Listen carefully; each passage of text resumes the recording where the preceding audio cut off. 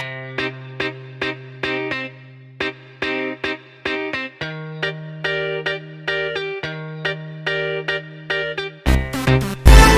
powerful one. Welcome to this edition of Inner Growth with Osezuah ELIMIHE.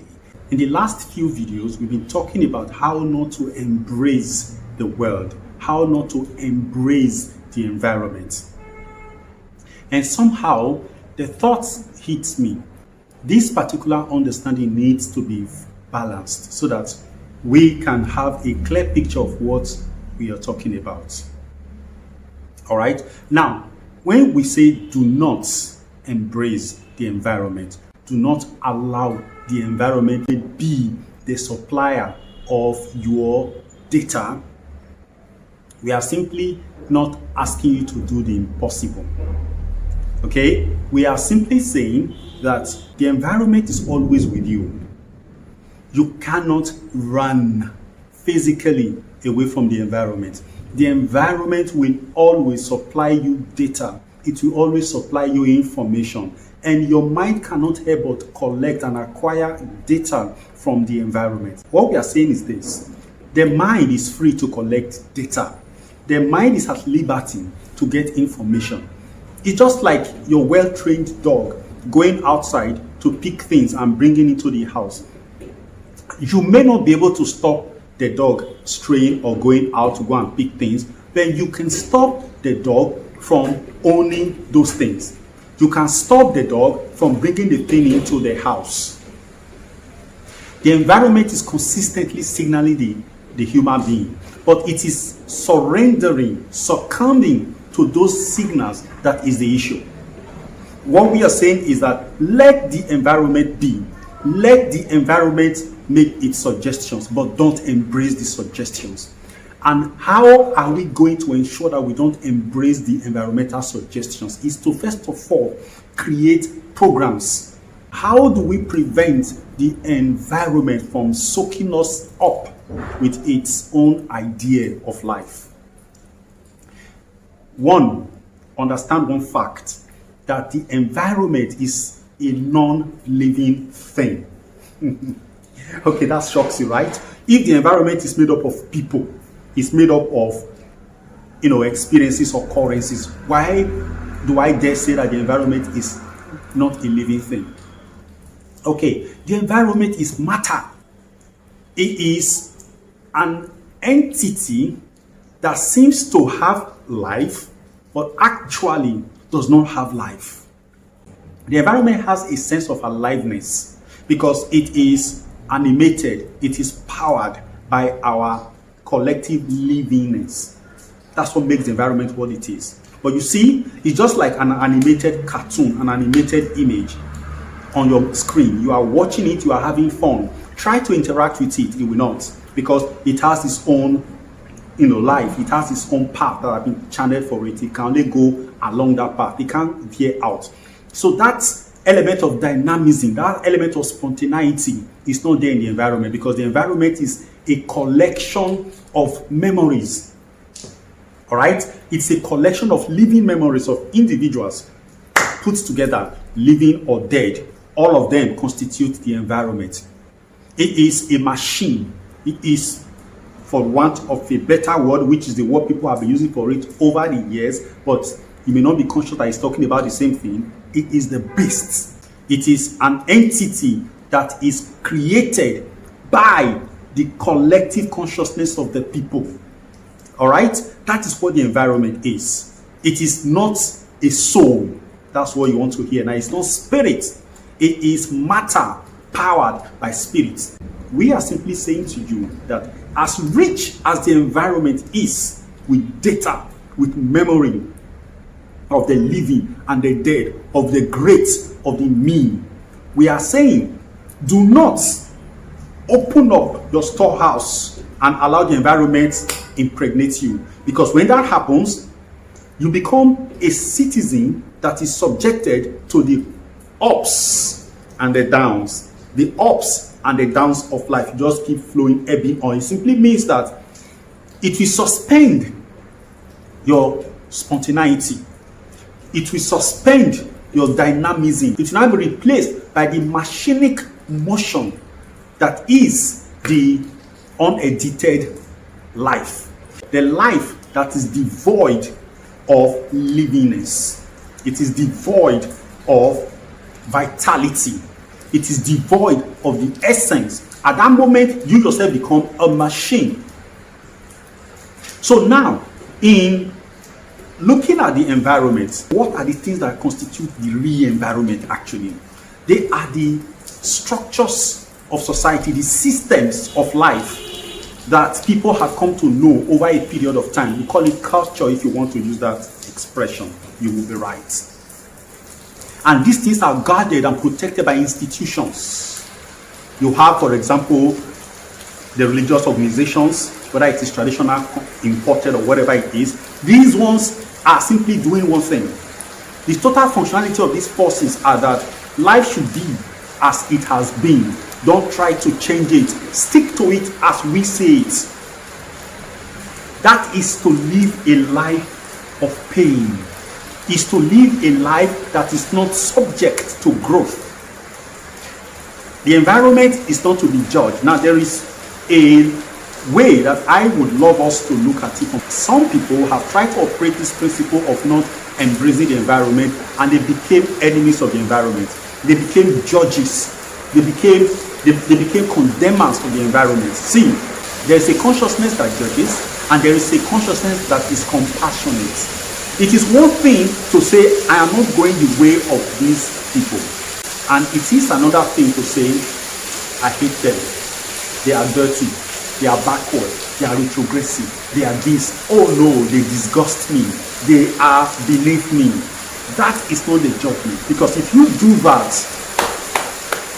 the environment has won. You know why? All those data that you are picking up and using right now, they are from the environment. That is how the environment behaves. Judging, condemning, and all of that. Alright? All our so-called personalities, our systems of likes and dislikes, which is personality, they are environmentally conditioned. They are creations of the environment. As long as you live within that sphere, you have no problem with the environment. It's okay with you.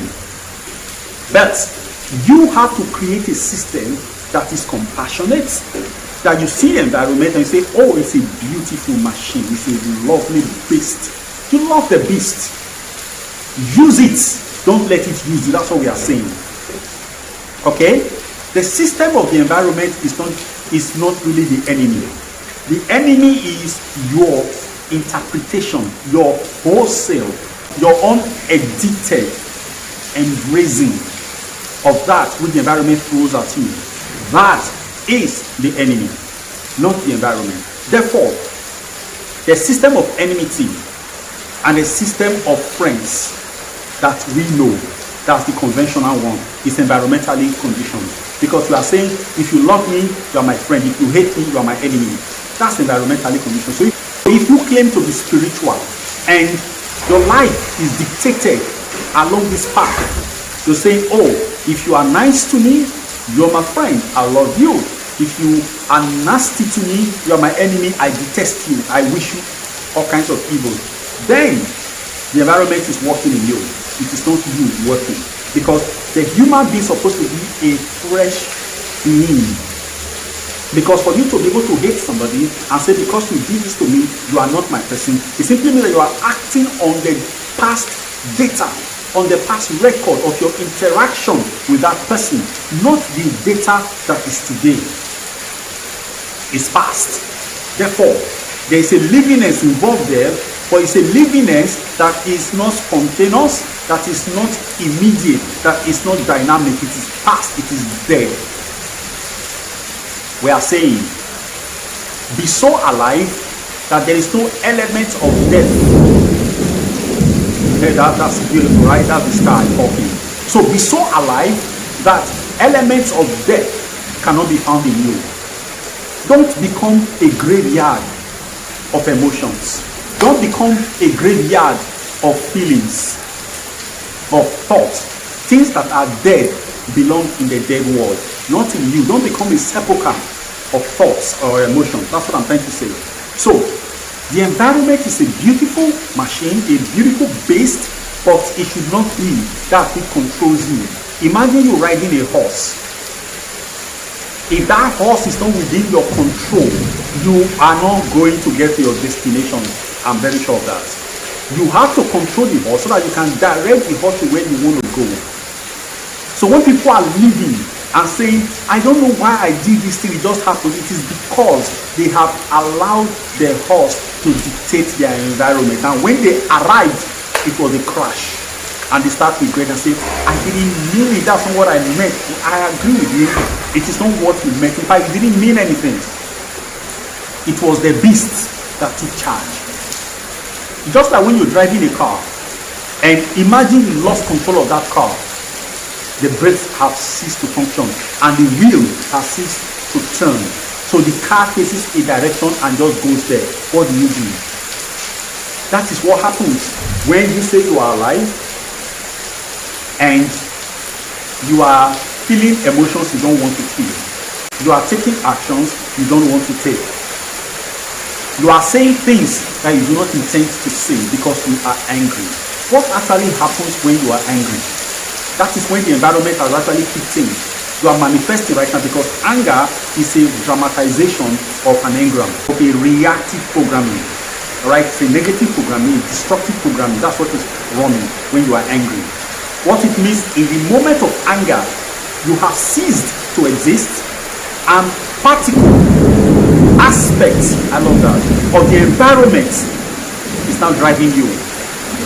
Now what it means is that you have been zapped into the environment of the person or the event that so-called triggered your reaction of anger. Now you will not be able to be yourself for that period of time. Even when the anger has ceased, you are still not going to be yourself because you are now in an environment that isn't yours. It takes a while. So if you keep being angry on a regular basis and reacting on a regular basis, you are going to find yourself in a strange land.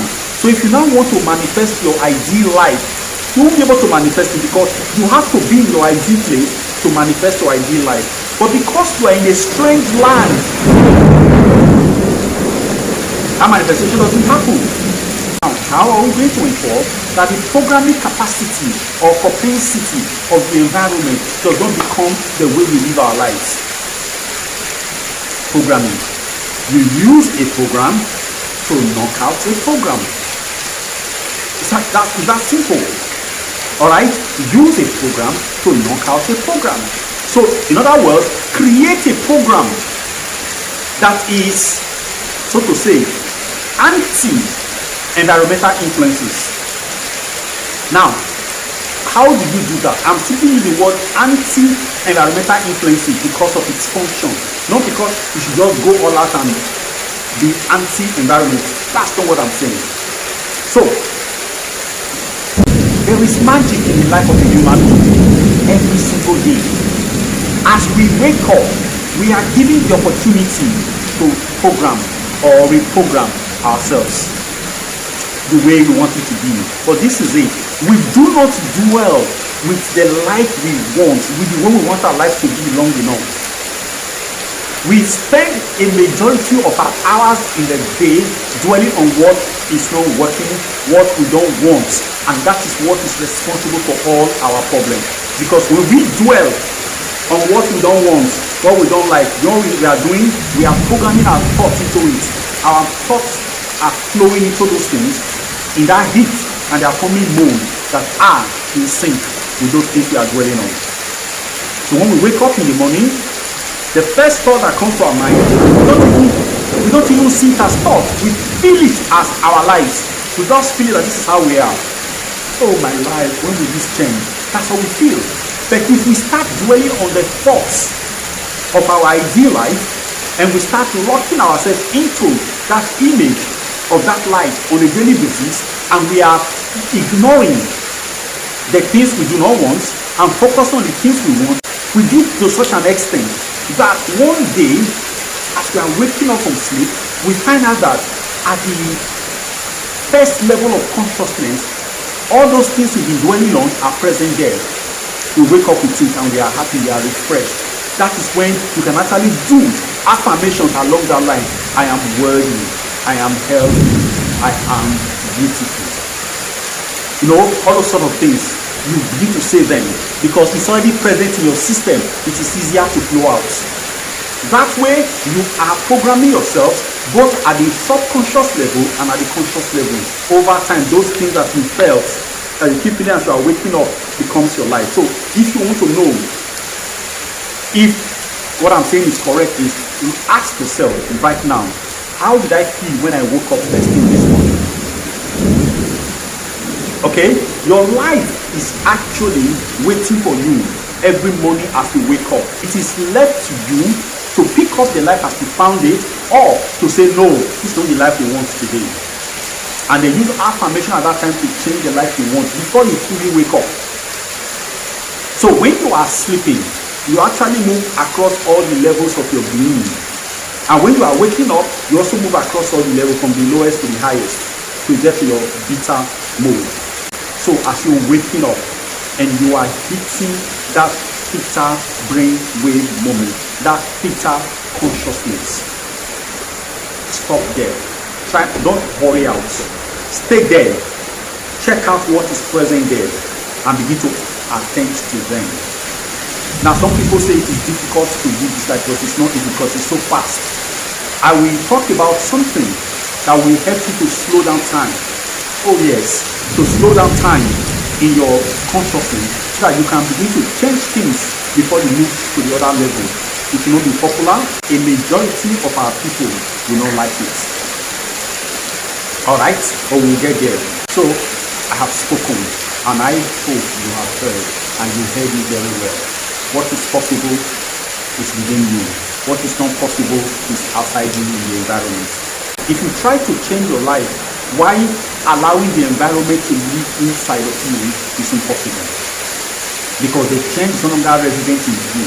Because the thing you want to change is not resident in you. It's very massive.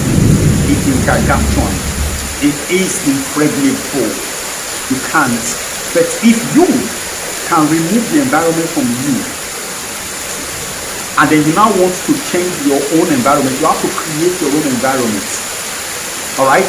Transmute all the elements that constitute your physical environment into something that becomes your mental environment in a positive way. Reinterpret the things you see, do, and hear, and all will be easier.